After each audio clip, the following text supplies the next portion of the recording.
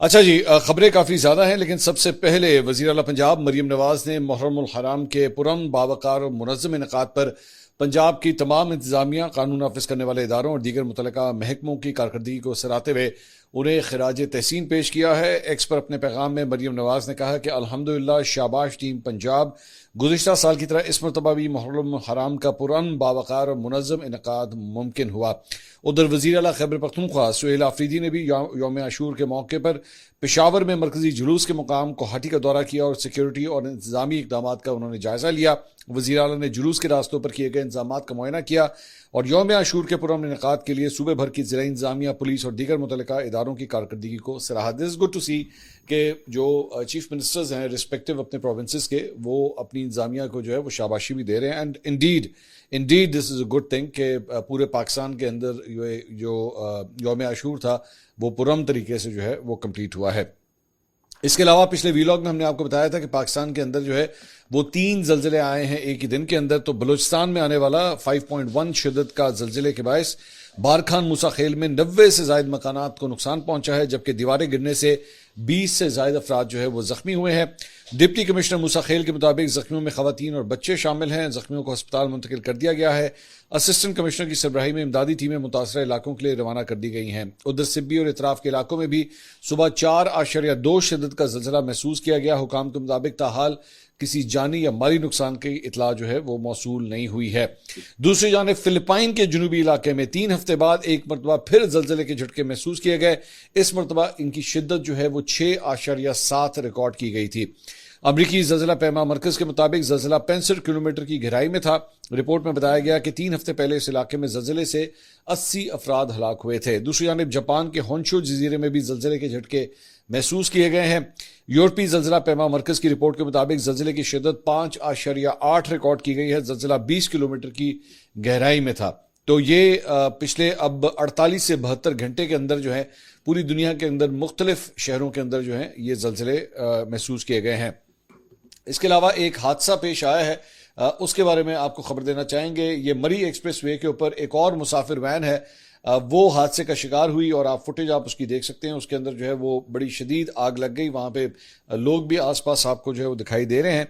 इसमें बताया गया है कि मुसाफिर वैन में जो है वो 18 अफराद इसके अंदर सवार थे, लेकिन खुशकिस्मती से कोई भी जानी नुकसान जो है वो नहीं हुआ। अलबत्ता इस आतिशज़दा वैन से जो ड्राइवर था वो मौके से वहाँ से फरार हो गया। इसके साथ साथ ये इसका एक और एंगल है जो ऊपर से टॉप फुटेज जो है वो बनी हुई है। इसमें भी देखा जा सकता है कि आग की शिद्दत जो है वो किस हद तक ज़्यादा है और वहाँ पे जो हाईवे पुलिस है उसके अहलकार जो हैं उस आग बुझाने में मसरूफ़ हैं। देखिए, सबसे इंपॉर्टेंट बात यह कि मैं अभी भी समझता हूँ कि हमारी हाईवेज़ के ऊपर, हमारी मोटरवेज़ के ऊपर जो है वो इवन दो बड़ा चौकस काम करती है वहाँ की पुलिस, लेकिन इसके बावजूद जो व्हीकल फिटनेस के हवाले से बहुत से मसाइल अभी भी मौजूद हैं। वो उनको सही तरह चेक नहीं किया जाता। जो ख़ास तौर पे मुसाफिर वैनें होती हैं, ओवर कैपेसिटी का जो एक मसला है वो भी वहाँ पे मौजूद होता है और बड़ी लीनेंसी जो है वो इस मामले के अंदर दिखाई जाती है। मैं ख़ास तौर पे मोटरवे के ऊपर जो मैं अक्सर औक़ात जब सफ़र करता हूँ तो वहाँ पे मैं ये भी देखता हूँ कि जो बड़ी बड़ी बसेस होती हैं जिन्हें एक्चुअली सेंट्रल लेन या सबसे लेफ्ट जो हाई जो व्हीकल्स होते हैं, जो HTVs होते हैं, वो उनको लेफ्ट लेन में या सेंट्रल लेन में होना चाहिए, वो ओवरटेक कर रहे होते हैं सबसे राइट लेन से। मतलब ये एक बड़ी ग्रेव किस्म की वायलेशन है जो अक्सर वहाँ पे जो है वो रिकॉर्ड की गई है, लेकिन उनको कोई पूछने वाला नहीं है। मेरा ख्याल में इसके बारे में जो है वो मज़ीद विजिलेंट होने की ज़रूरत है। इसके अलावा बैनुल-अक़वामी जनाब जो मंडी है उसमें इंटरनेशनल ऑयल प्राइसेस जो हैं उसमें कमी देखी गई है। 70 से अब $70 फी बैरल से जो है वो ऑयल नीचे आ गया है और 69.17 के ऊपर जो है वो आखिरी रीडिंग रिकॉर्ड की गई है। और इसी तरह बरतानवी खाम तेल जो है वो भी सस्ता होकर 71.84 के ऊपर जो है अब रिकॉर्ड किया जा रहा है। लेकिन कल रात को जो एक्सपेक्टेशंस थी कि जनाब पेट्रोल और डीजल की कीमतें जो है वो मजीद कम होंगी, तो इस मरतबा वज़ीर आज़म शहबाज शरीफ ने जो है वो फैसला किया कि नहीं, अभी अब कमी नहीं होगी, जबकि एक्चुअली इंटरनेशनल ऑयल प्राइसेस जो हैं वो काफ़ी कम जा रही थी। हमने आपको बताया था कि पिछले वीलॉग के अंदर कि जो पेट्रोलियम से ताल्लुक़ रखने वाली कंपनियां हैं उन्होंने ये एतराज़ किया था कि जी ओगरा ने जो कैलकुलेशन की है उन्होंने बहुत ज़्यादा प्राइसेस कम कर दिए हैं, उतनी नहीं होनी चाहिए थी। तो मैंने आपको उस वक्त भी ये कहा था कि मुझे लगता है कि कहीं इस मरतबा ये ना हो कि उनको कंपनसेट करने के लिए शायद पेट्रोल और डीजल की कीमतें कम ना हो, and this is what has happened कि इस मरतबा पेट्रोल और डीजल की कीमतें जो हैं वो कम नहीं हुई है। दूसरी जानिब डोनाल्ड ट्रंप ने जनाब आपने हुर्मुज़ में तजारती जहाज़ों पर ईरान के मुबैना ड्रोन हमलों को जंगबंदी मुआहदे की अहमकाना खिलाफ वर्जी करार दिया है और उन्होंने कहा कि इस मामले को इंतहाई संजीदगी से हम देख रहे हैं। ट्रंप ने अपने social media platform truth social पर जारी बयान में दावा किया कि ईरान ने अपने हुर्मुज़ से गुजरने वाले जहाज़ों पर 4 खुदकुश ड्रोन दागे, उनमें से एक ड्रोन एक बड़े और इंतहाई महंगे मालबरदार जहाज़ के ऊपरी हिस्से के ऊपर जाके लगा है, जिससे जहाज को नुकसान पहुंचा, ताहम वो अपना सफर जारी रखने में कामयाब रहा। ट्रंप ने दावा किया कि ईरान के बकिया 3 खुदकुश ड्रोन्स को अमरीकी फौज ने फजा में ही मार गिराया। वाज़ेह तौर पर यह हमारी जंगबंदी मुआहदे की एक अहमकाना खिलाफ वर्जी है। याद रहे कि ओमान के करीब आपने हुर्मुज़ में एक सिंगापुर के परचम बरदार कार्गो जहाज को जो है वो ड्रोन हमले में नुकसान पहुंचा था। तमाम हमला अलबत्ता महफूज रहा और कोई जानी नुकसान नहीं हुआ था। हमले के बाद अगरचा कुछ तजारती जहाज़ों ने एहतियातन अपनी नकलो हरकत महदूद कर दी, लेकिन बाद में बहरी ट्रैफिक बतदरीज आहिस्ता आहिस्ता बहाल होना शुरू हो गई थी। इसके अलावा पिछले दिनों एक खबर आई थी गालबन 1 या 2 दिन पहले कि जनाब अमेरिका और ईरान की पासदार इनकलाब जो है उनमें डायरेक्ट कम्युनिकेशन का चैनल जो है वो एक्टिवेट किया जा रहा है। तो पासदार इनकलाब ने जनाब इसकी सख्ती से तरदीद कर दी है। ईरानी खबर एजेंसी की रिपोर्ट के मुताबिक पासदार इनकलाब का कहना है कि आपने हुर्मुज़ में अमेरिका के साथ बराह रास्त राब्ते की खबर झूठ है। तर्जुमान पासदार इनकलाब का यह भी कहना था कि आपने हुर्मुज़ ईरान की हदूद है, अमेरिका का इससे कोई ताल्लुक नहीं है। दूसरी जानिब ओमान ने यूरोपीय हुकाम को बताया है कि आपने हुर्मुज़ से गुजरने वाले बहरी जहाज़ों को रकम देना पड़ सकती है। यानी जो point of view actually Iran का है, ओमान भी जो है वो उससे काफ़ी हद तक एग्री करना चाह रहा है। ब्लूमबर्ग की रिपोर्ट के मुताबिक ओमानी हुकूमत ने कहा है कि आपने हुर्मुज़ को अब जंग से पहले के हालात तक नहीं ले जाया जा सकता और आपने हुर्मुज़ से गुजरने वाले जहाज़ों से कुछ ना कुछ फीस जो है वो ली जा सकती है। ओमानी हुकाम ने कहा कि वो बैनुल अक़वामी समुद्री कवानीन की हमेशा पाबंदी करेंगे, लेकिन आपने हुर्मुज़ को आलूदगी से पाक रखने और जहाज़ों को राहदारी में मदद देने की खिदमत के लिए कुछ फीस जो है वो वसूल की जा सकती है। दूसरी जानिब कतर के हवाले से भी ये कहा जा रहा है कि वहां से मिक्स किस्म के जो है वो सिग्नल्स आ रहे हैं और कतर ने एक बयान में कहा कि वो ईरान के साथ मिलकर तय करेगा कि समुद्री रास्तों में जहाज रानी कैसे की जाए और उस पर आने वाला खर्चा जो है वो कैसे पूरा किया जा सके। लेकिन दूसरी जानिब खलीज तावन कौंसिल के एक बयान के ऊपर भी उसने दस्तखत किए हैं जिसमें आपने हुर्मुज़ के ऊपर किसी भी किस्म का टोल जो है वो लेने से इनकार किया गया है या उसे मना किया गया है, तो उसके ऊपर भी वो सिग्नेटरी है कतर। तो कतर की जानिब से फिलहाल इस मामले पे मिक्स सिग्नल्स आ रहे हैं। इसके अलावा कल मुत्तहिदा अरब अमारात का बेसिकली जो एक मुमकिना मिसाइल खतरे का अलर्ट सिस्टम है जो मोबाइल फोन्स के ऊपर वहां के रिहायशियों के लिए आता है, तो वहां से ये अलर्ट जो आप स्क्रीन के ऊपर देख रहे हैं ये जारी किया गया और इसके अंदर बताया गया कि जनाब वहाँ के जो शहरी हैं वो ज़रा एहतियात बरतें क्योंकि एक मिसाइल अलर्ट जो है वो जारी किया जा रहा है। लेकिन उसके 10 मिनट के बाद ही जो है एक और अलर्ट आया और उसमें कहा गया कि जो पहले वाला अलर्ट है इसको वापस लिया जा रहा है। तो बाद में national emergency crisis and disaster management authority जो है मुत्तहिदा अरब अमारात की, उसने कहा कि अर्ली वार्निंग सिस्टम में तकनीकी खराबी दूर कर ली गई है। कम्युनिटी के ताउन और इफ़ाम और तफ़हीम के लिए आपका शुक्रिया। तो यानी उनका कहना था कि जनाब ये जो कुछ भी जारी हुआ ये गलती से अलर्ट जारी हुआ था, एज सच कोई मिसाइल थ्रेट मौजूद नहीं था। दूसरी जानिब मुत्तहिदा अरब अमारात और ईरान के वज़राए ख़ारजा के दरमियान टेलीफोनिक राब्ता हुआ है जिसमें खित्ते की मजबूरी सूरत हाल और हालिया पेशरफ पर तफसीली तबादला ख्याल किया गया है। अरब मीडिया के मुताबिक मुत्तहिदा अरब अमारात के वज़ीर ख़ारजा शेख अब्दुल्ला बिन जायद ने गुफ्तगू के दौरान इस बात पर जोर दिया कि जंगबंदी की और मफाहमत से मुतल्लिक तयशुदा शराइत पर मुकम्मल अमल दरामद खित्ते में अमन व इस्तेहकाम के लिए नागुज़ीर है। उन्होंने कहा कि तमाम रियासतों की खुद मुख्तारी, इलाकाई सालमियत और अच्छे हमसायगी के असूलों का एहतराम किया जाना चाहिए।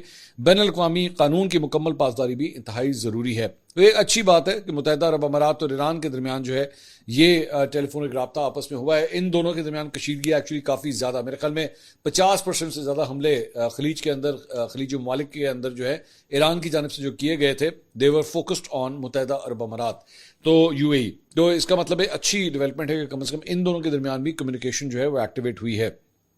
इसके अलावा जंगबंदी और सफारती मुज़ाकरात के बावजूद जनूबी लबनान में इजरायली फौज के फ़िज़ाई और ज़मीनी हमले जारी हैं जिनमें मजीद 7 अफराद के शहीद होने की इतलात जो है वो मौसूल हुई हैं। अरब मीडिया के मुताबिक जनूबी लबनान में होने वाले ताज़ा इजरायली हमले में 7 अफराद शहीद हुए। इजरायली फौज ने दावा किया कि हलाक होने वाले अफराद का ताल्लुक जो है वो हिजबुल्लाह से बताया जाता है। लबनान, इसराइल और अमेरिका के दरमियान जनाब मुआहदे के फ्रेमवर्क के ऊपर जो है वो दस्तखत हो गए हैं। वाशिंगटन में लबनान, इसराइल और अमेरिका ने एक सह अफ्रीकी फ्रेमवर्क मुआहदे के ऊपर ये दस्तखत किए हैं जिसका मकसद मशरक़ वस्ता के दोनों दरीना हरीफ ममालिक के दरमियान मुआहदे की राह हमवार करना है। इसके अलावा अब जरा भारत के अंदर आ जाते हैं, जहां पे आसिम मुनीर, जनरल आसिम मुनीर के, फील्ड मार्शल आसिम मुनीर के नाम के ऊपर जो है बड़ी सख्त मिर्चें लगती हैं। तो मैं पहले ही आपको बता चुका हूं कि दो तीन मतलब मुख्तलिफ एंटिटीज़ हैं, एक इसराइल, एक भारत और तीसरा मखसूस लौंडे लपाड़े, उनको बहुत ज़्यादा मतलब आग लगती है।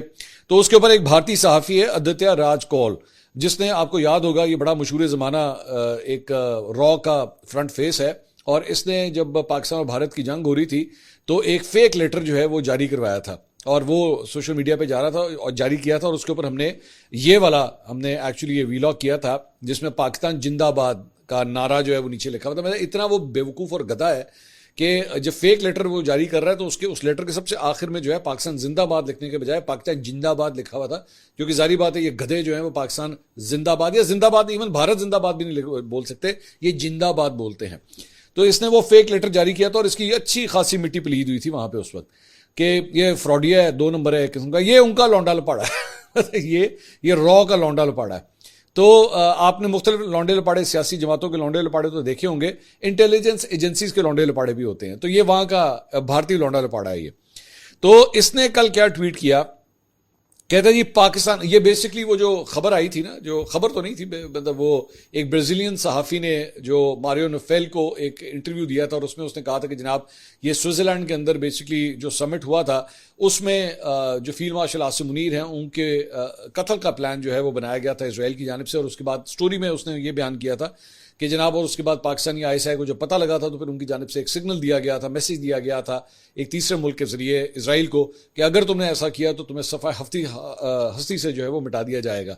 मैंने इस खबर के ऊपर, ये आपके सामने थंबनेल है, मैंने पूरा फैक्ट चेक किया था, ये वीडियो आप जाके अभी भी देख सकते हैं, हमारी टाइमलाइन पे मौजूद है। तो उसके अंदर मैंने आपको बताया था कि इट्स एब्सोल्युटली रबिश स्टोरी, इसका कोई सर पैर नहीं है, यानी फजूल किस्म की हवा में जो है उसने उड़ाई है। अब आदित्य राज कौल जो है वो हुआ क्या है कि स्टोरी ये आई है, और उधर इंडियन मीडिया गधों की तरह जो है वो पूरे के पूरे इस स्टोरी के ऊपर चल पड़ा। वैसे पिछले 24 घंटे में एक और कंस्पिरेसी थ्योरी भी आई है, मैं जरा उसके बारे में भी इसके बाद में बात करता हूं। तो ये बेसिकली इंडियन मीडिया दे धड़ाधड़ इसके ऊपर जो है वो गुफ्तगू उसने शुरू कर दी। आदित्य राज कौल, दोबारा रॉ का लौंडा लपाड़ा, उसने बैठ के ट्वीट किया, उसने कहा Pakistan ISI info ops through a foreign actor planted a story about Israel Mossad planning to kill Asim Munir in Switzerland. This is as part of Munir's global PR op. Mossad honestly has better things to do than waste bullets on a nobody who can't even be a threat to Israel. Yet sad to see Indian media get carried away and report this story without any authentic evidence, proof of or documentation. Just a nobody blabbering away things in an interview as a fiction story. When will Indian media stop getting used by such foreign intel or info ops? तो basically उसको आगे इस बात पे, पहली बात तो इस बात पे लगी हुई थी कि इंडियन मीडिया जो है वो क्यों ये सारा डिस्कस कर रहा है और ये बिला वजह की एक स्टोरी को जो है इतना क्यों हाइप दे रहा है। इसलिए क्योंकि तुम लोग गटर हो, और तुम लोगों की रिपोर्टिंग जो है वो हमने पिछले साल देख ली थी जब पाक भारत जंग हुई थी, जहां पे तो लाहौर के जो बंदरगाह है तुमने उसके ऊपर हमला करा दिया था गधो, जब जहां पे समंदर नहीं है उसकी बंदरगाह पे तुम लोगों ने हमला करा दिया था। ये तुम लोगों का हाल है, जिसमें तुम लोगों का एक मेजर गौरव आर्या जो है उसने कराची में हमला करवा दिया था, मतलब वो इतना बड़ा गधा है। तो ये तो तुम लोगों का हाल है, ये तुम लोगों की क्रेडिबिलिटी है। तो इसीलिए एक घटिया और बोगस किस्म की स्टोरी के ऊपर जो है तुम्हारी वहां पे ट्रांसमिशन इस वक्त चल रही है इंडिया के अंदर, जिसमें हम खुद कह रहे हैं, और मैंने उस वक्त भी ये कहा था कि अगर इस स्टोरी का कोई सर पैर होता तो ये तो एक्चुअली पाकिस्तानी मीडिया में और उठाई जानी चाहिए थी। हम एक्चुअली उसको काउंटर कर रहे हैं, हम कह रहे हैं ये बकवास है, इट्स रबिश, इसमें कोई सर पैर नहीं है। तो लेकिन ये मतलब खुद बैठ के क्या कह रहा है कि जनाब ये स्टोरी प्लांट करवाई गई है। कहता है जी ISI ने बैठ के प्लांट करवाई, वो बेवकूफ़ो पाकिस्तानी जर्नलिस्ट खुद उसको डिनाई कर रहे हैं। हम तुम लोगों की तरह नहीं है कि जो सर पैर देखा, जो तुम लोगों ने देखा जनाब मोदी जो है, मोदी को किसी बात की भी फेवर हो गई तुम लोग जुबान निकाल के उसके सामने पहुंच जाते हो। हमारे यहाँ पे इस तरह नहीं है, हम खुद कह रहे हैं कि ये स्टोरी जो है वो गलत है। और तीसरी बात ये कि जिसको तुमने कहा कि जनाब कि जी मतलब फील्ड मार्शल आसिम मुनीर के बारे में कि वो इसराइल के लिए क्या थ्रेट होनी है, तो थ्रेट तो बेटा वो तुम लोगों के लिए बहुत बड़ी है फ्रैंकली स्पीकिंग, और पाकिस्तान का कोई भी आर्मी चीफ होगा वो तुम लोगों के लिए बहुत बड़ी थ्रेट होगा। तो और जितना को तुम लोग उसको डिस्कस करते हो, ये तो और कुछ नहीं, तो जाके मेजर गौरव आर्या जो है उसके व्लॉग्स देख लो जाके, वो सारा वक्त घूमते ही सिर्फ इस चीज़ के इर्द गिर्द रहे हैं कि जनाब जो फील्ड मार्शल आसिम मुनीर है वो भारत के लिए जो है वो कितनी बड़ी थ्रेट है। तो हमें फख्र है इस बात के ऊपर कि पाकिस्तान का कोई भी आर्मी चीफ होगा, भारत जो है उसकी टांगें कांपेंगी उसका नाम सुन के। अच्छी बात है ये, और अगली दफा दोबारा कोशिश करना, दोबारा तुम लोगों का वही हाल होगा जो 2025 के अंदर हुआ था। तो अपने लौंडे लपाड़े जहन से जो है वो बाहर निकलो। उन लोगों का इलाज हमें अच्छी तरह पाकिस्तान में तो करना आता है, तुम लोगों का भी जो है वो ठोक बजा के इलाज जो है वो किया जाएगा। इसके अलावा अमरीकी हुकाम की तहवील से जनाब रिहा होने वाले ईरानी टैंकर अमले के 22 अफराद जो है वो कराची में ईरानी कौंसल खाने के हवाले कर दिए गए हैं। वजीर खारजा साद डार ने बयान में कहा कि अमरीकी हुकाम की तहवील से रिहा 22 ईरानी शहरी कराची पहुंच गए हैं। ईरानी शहरियों को वतन वापसी के लिए इंतजाम को हतमी शक्ल दी जा रही है। पाकिस्तान और ईरान के सफारती मिशन के ताउन से वतन वापसी के इंतजाम जो हैं वो भी किए जा रहे हैं। इसके अलावा पिछले दिनों एक खबर हमने आपसे शेयर की थी। अदाकारा मोमना इकबाल ने जो है वो एक डिफेमेशन का नोटिस जो है वो मारूफ मजहबी जो एक शख्सियत हैं नासिर मद्दी साहब, उनको जो है वो भेजा था। और उसके ऊपर बेसिकली अदाकारा मोमना इकबाल और साकिब चद्दड़ का वो जो एक मामला है, उसी के तनाजुर में जो है वो अलामा नासिर मद्दी ने जो है वो एक तकरीर की थी और उसमें उन्हें मोमना इकबाल को जो है वो तनकीद का निशाना बनाया था और उन पर संगीन इल्जाम आयद किए थे और तनाज़े का जिम्मेदार भी उन्हें ही ठहराया था। उसके बाद इनके खिलाफ जो है कानूनी चाराजोई का जो है वो अंदिया दिया गया, इनको नोटिस जो है वो भेजा गया और 17 जून को अपनी लीगल टीम की वसात से 17 करोड़ रुपए हर्जाने का नोटिस जो है वो भेजा गया। उसके बाद हालात बदल गए, जज्बात बदल गए। नासिर मद्दी साहब ने जो है एक इज्तिमा से गुफ्तगू करते हुए उन्होंने मोमना इकबाल को मुखातिब करते हुए कहा कि मेरी किसी भी बात से आप या आपके घर वालों को तकलीफ पहुंची हो तो मैं उस पर गैर मशरूत माफ़ी मांगता हूं। और नासिर मद्दी की माफ़ी और माजरत के बयान के बाद अभी तक अदाकारा का अलबत्ता इसके ऊपर जो है कोई रिएक्शन नहीं आया कि उन्होंने माफ़ी को कबूल किया या नहीं, लेकिन ये माफ़ी जो है वो नासिर मद्दी साहब ने अब मांग ली है। इसके अलावा इंडोनेशिया में जनाब हुकूमत की जानिब से 16 साल से कम उम्र बच्चों के सोशल मीडिया इस्तेमाल के ऊपर जो है वो पाबंदी आयद कर दी गई है और मशहूर एप्लीकेशंस यूट्यूब और टिकटॉक ने बच्चों के मजबूरी तौर पर 47 लाख से जायद सोशल मीडिया अकाउंट्स जो है वो बंद कर दिए हैं। ये एक नई एक फिलॉसफी है जो मुख्तलिफ मुल्कों के अंदर डेवलप हो रही है कि छोटे बच्चों के लिए जो है वो इन ऐप्स का इस्तेमाल जो है वो बंद किया जाए। अब मैं खुद एक्चुअली ऐसे कई चैनल्स को जानता हूं जो चलते ही बच्चों की व्यूअरशिप के ऊपर है। अच्छा, वो हमारे यहाँ भी एक नया सिलसिला जो है वो स्टार्ट हो गया है कि बच्चों को जो है वो चुप कराने के लिए, बिजी रखने के लिए, छोटे छोटे बच्चे 2, 3, 4, 5 साल के जो बच्चे होते हैं उनको चुप कराने के लिए वालिदैन जो है वो एक वीडियो लगा देते हैं, उसके हाथ में फ़ोन पकड़ा देते हैं और वो लूप में वही वीडियो देखी जा रहा है। और बच्चे को खाना खिलाना हो तो वो वीडियो लगा दो, उसको चुप कराना हो वो वीडियो लगा दो, आप मेहमान आए घर पे बच्चे के हाथ में ये फ़ोन पकड़ा दो, वो वीडियो लगा दो। और इस मुसीबत ने जो है वो अच्छे खासे प्रॉब्लम्स जो हैं वो बच्चों के लिए क्रिएट कर दिए। मैं मतलब चंद ऐसे बच्चों को जानता हूं जिनको एक्चुअली स्पीच की प्रॉब्लम्स भी हुई हैं बिकॉज वो माँ बाप उनसे गुफ्तगू करने के बजाय या उनकी डिस्कशन होने के बजाय they are more focused on actually watching the screen. तो बराए मेहरबानी मैं बार बार ये कहता हूं कि अपने बच्चों को जो है वो उनकी सिर्फ मेंटल हेल्थ नहीं बल्कि फिजिकल हेल्थ के लिए भी ज़रूरी है, उनको स्पोर्ट्स की तरफ लेके जाइए। मैं बड़ा ही स्ट्रॉन्ग एडवोकेट हूं इस चीज़ का। उन्होंने कोई भी गेम खिलाएं, इररिस्पेक्टिव, क्रिकेट हो, फुटबॉल हो, हॉकी हो, एनीथिंग, बस उनको कोई ना कोई गेम ज़रूर खिलाएं और शुरू मतलब 4-5 साल की उम्र से ही जो है उसको उस गेम के अंदर डालने, हल्का फुल्का आहिस्ता आहिस्ता जो है वो बढ़ता जाएगा और उसकी ज़हनी और जिस्मानी नशोनुमा जो है वो होती रहेगी। मैं यूट्यूब के ऊपर जहां पे बात कर रहा हूं, हमें एक रिसेंटली पिछले महीने 2 महीने के अंदर जो है बहुत से लोगों की कंप्लेंट्स आ रही थी हमें सोशल मीडिया के हवाले से, यूट्यूब के हवाले से कि जनाब मेरे नाम के मेरे तस्वीरें लगा के जो है वो यूट्यूब चैनल्स जो है लोगों ने खोले हुए हैं और वो हमारे ही कंटेंट कॉपी करते हैं और हमारे ही कंटेंट कॉपी करके जो है वो अपने चैनल्स जो है वो खोल देते हैं। अब हमने इसमें से कई चैनल्स उड़ा दिए हैं, मतलब उनको रिपोर्ट किया है हमने, उनको उड़ा दिया है, लेकिन they just keep on propping up again and again. इनमें से कई जो है उसके बाद में माफिया भी मांगते हैं, हमें ईमेल्स भी भेजते हैं कि जनाब माफ़ कर दें, गलती हो गई। बस वो हमें बड़ा, कभी वो उन्होंने नाम लिखा होता है मंसूर अली खान फैंस, किसी ने लिखा होता है मंसूर अली खान न्यूज़, मेरी तस्वीर इस्तेमाल की होती है। अच्छा, अब मैं इसको बाकायदा तौर पर मैं ऐलान ये करने जा रहा हूँ कि हम यूट्यूब के जरिए तो ये एक्शन लेते थे, ठीक है, और ऑब्वियसली उनको स्ट्राइक्स भी जाती थी, उनके चैनल्स भी जो है वो बंद होते थे।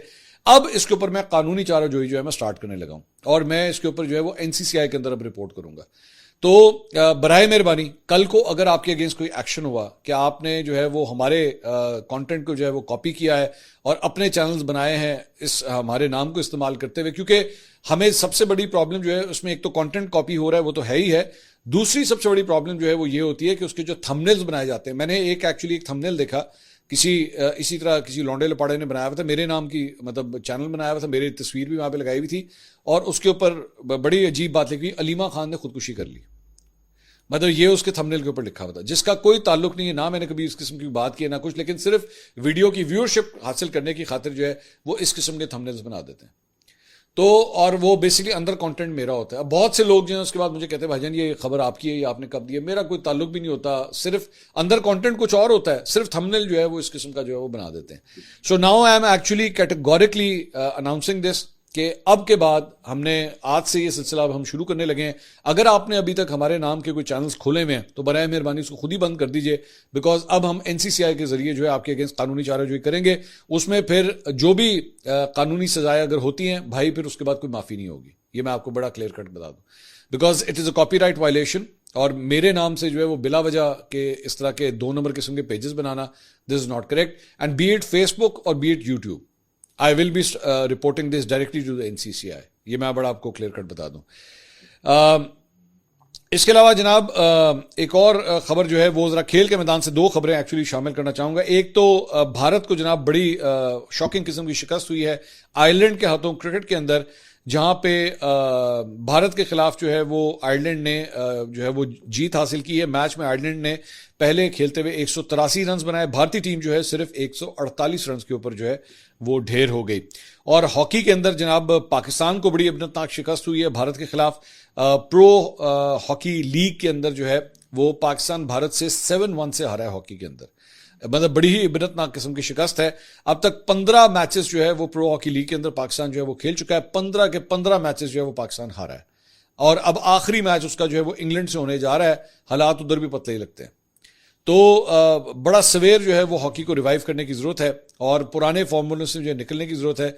लेकिन अनफॉर्चुनेटली मुझे, और अभी थोड़ी देर पहले जैसे मैं आपसे कह रहा था ना कि अपने बच्चों को जो है बराए मेहरबानी स्पोर्ट्स की तरफ लेकर आए, इसकी बहुत बड़ी वजह यह भी है कि हॉकी का टैलेंट पूल जो है वो बहुत छोटा हो चुका है। मतलब एक जमाना होता था कि आपको कोई ना कोई बंदा ऐसा जानने वाला होता था जिसका बच्चा जो है वो हॉकी खेलता था। मैं फ्रैंकली बता सकता हूं, मैं खुद एक स्पोर्ट्स फैमिली से ताल्लुक रखता हूं। मैं खुद स्पोर्ट्समैन रहा हूं, मेरा भाई स्पोर्ट्समैन रहा है, मेरे वालिद साहब स्पोर्ट्समैन रहे, मेरा बेटा स्पोर्ट्समैन है। और जब मैं स्पोर्ट्समैन कहता हूं, मैं बात कर रहा हूं प्रोफेशनल स्पोर्ट्समैन, ये सिर्फ शुगल मेले वाले स्पोर्ट्समैन नहीं, मतलब provincial level, district level, national level के हम लोग कॉम्पिटिशन्स लड़ते आए हैं। तो हमारी स्पोर्ट्स फैमिली है। मेरा कोई जानने वाला हॉकी नहीं खेल रहा। मेरा कोई भी जानने वाला जिसे मैं कह सकूं यार मेरा दोस्त है या मेरा फैमिली फ्रेंड हो, उसका बच्चा हो, कोई भी हॉकी नहीं खेल रहा। सो ये बेसिकली एक श्रिंकिंग जो पूल है प्लेयर्स का, ये एक सबसे बड़ी प्रॉब्लम है कि टैलेंट पूल जो है वो कम से कम होता जा रहा है, जिसकी वजह से आपकी हॉकी का मेयार भी जो है